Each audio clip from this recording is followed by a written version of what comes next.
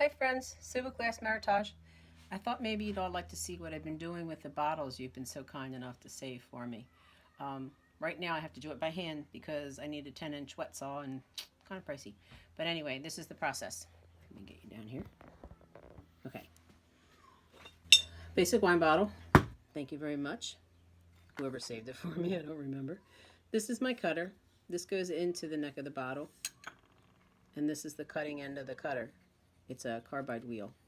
So basically what I'm doing, putting it in place, and then when I prepare to cut it, you'll hear it, sounds like silk tearing. That's how you know you're getting a good score line. Right? I basically just turn the bottle until I get that score line all the way around the bottle. Almost there. There we go. Okay. Score line is basically just a scratch in the glass. It's not broken, it's not cut, nothing I can do to make that come off. So the way I've been doing it right now is thermal shock. I have a creme brulee type torch, cheapo. Turn it on and heat the score line, which is that line, the cut line, until I hear it crack. This is called thermal shocking.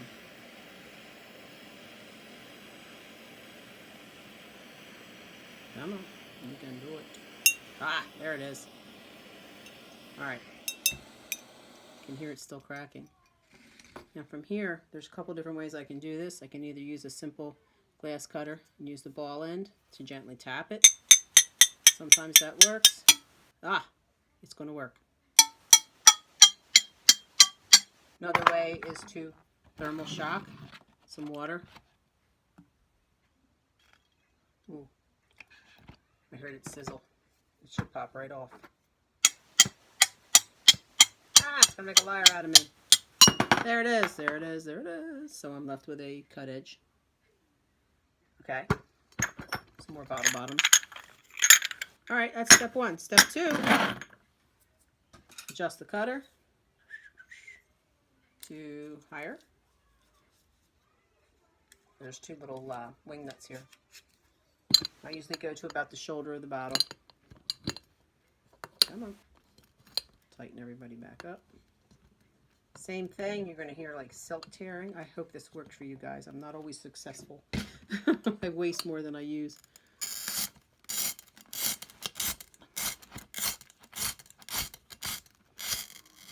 And there's the score line. Heat her up.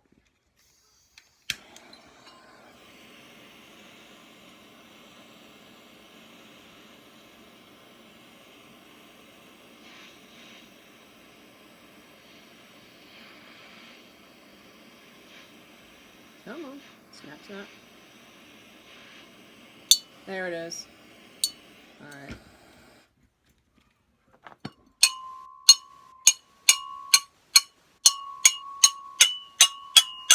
Ta-da! So then I have a neck. What I'll do is take this to my wet saw behind me here and just cut this off and use this ring and unfortunately get rid of that. But anyhow, so I have a bunch that I've cut today. Oh, my best. There we go. Okay, cool. Just waiting for this tube to cool down a little bit so I can show you what I do next. I have a cylinder of glass. This is where I get all my cuts, folks. Gotta find a better way of doing this. Anyhow, ouch, still hot. I'll take my cutter, put it in here, and score it. Same basic principle. Silk tearing. Turn it over. Do the other side. Then I have running pliers that have like a little thing in the jaws that help the score lines go all the way. Put it right on the score line and snap. Ta-da! So now I have two halves. Okay? From there, I toss them in a basket so that I can put them in the kiln and fuse them. After I put them through the kiln to fuse them, I get free glass, except for the cost of running the kiln. Free glass, folks. And what am I going to do with this? Okay, let me show you. First, let me show you what I do with the bottle bottoms. I have a stack of bottle bottoms. I'll clean them up with some alcohol and water mix. And then I have these molds that I bought from Jody McCraney Rusho. She owns a company called Glass with a Past. Everything she does basically is with recycled glass. Window glass, float glass, bottles. And she has some really great creations. So I also bought some molds from her. She makes her all her own molds. You probably can't see it, but it's got her signature inside. This is a moon, Mr. Moon. So I usually prepare it with kiln wash. This has to be prepared because I've already used it and it's flaking off. Anyhow, whew. So I'll prepare the bottle bottoms, and she has quite a few to choose from.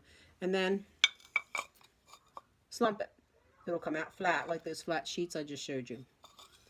And then what you get is this really cute, it's a little dusty from my hands, Mr. Moon. Then I took it and drilled a hole in it with my Dremel, strung some beads on it, so now I have a little sparkler. What else do I do with the sheet glass that I create from the billions of bottles you guys have saved me? Let me show you. I did an experiment last night in the kiln. In fact, they're just now cool enough to handle. This is a view. Hope you can see it. My inside of my kiln. I haven't disturbed anything yet. Let me find. This is, ouch, some clear glass. Let me turn my camera around so you can see. 2 slices of clear glass, and those darts are glass paints. I'll either probably, I don't really care if I don't like how it turned out, but it's an experiment. This is called contour fusing. It's not completely fused together. It's just kind of stuck together. It's hot still too. I'll probably drill a hole in it and use it for a wind chime or something. Here's one I used. Mica. Mica is a mineral, and I took a paper punch that you get at craft store, and I paper punched some leaves out of the mica. It's a metal. It's a naturally occurring metal. And I'll probably do the same thing with that too. It's not really, I don't think this is jewelry quality because it's kind of rough. But this is the free bottle glass that I'm talking about. You can make some neat stuff with it. This is a piece of dichroic. This is not bottle glass. This is expensive stuff. But I tried a new technique, and I'm not really pleased. This was what this whole kiln full of glass was, to do an experiment so that I can create pieces like this. It obviously fired too hot because I don't have a contour fuse going on there. I must have a full fuse. You really can't see the delineation. Here's another one. It's a little better, but I still think that the settings are too hot. So this is an experiment. And thanks again for tuning in. Thanks for saving all those bottles for me. You see now what I'm doing with them. I'm having a ball. Hit me up if you want to try it. This is Sue, Glass Meritage. Have a great day.